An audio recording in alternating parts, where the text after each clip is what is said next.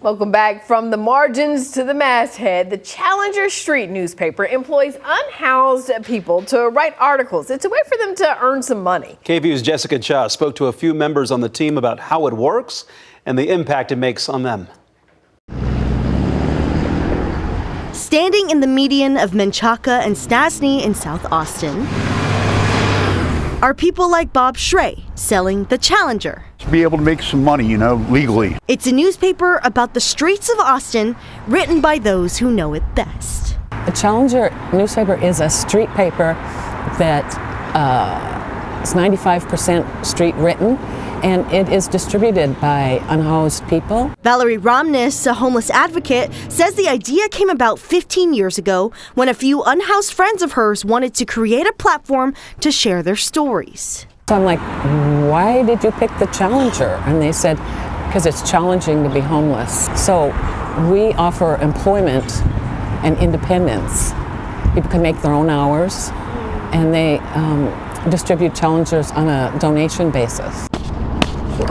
So every Sunday, about 10 to 15 members on the team meet at City Hall or the Central Library to write articles and create the content. Print the edition out, about 400 copies a month.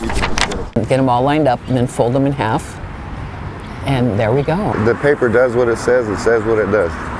We're real, and this paper works. Clifton Pappas, who's been writing and distributing for the newspaper for over a year now, says it helps to dispel stereotypes about them.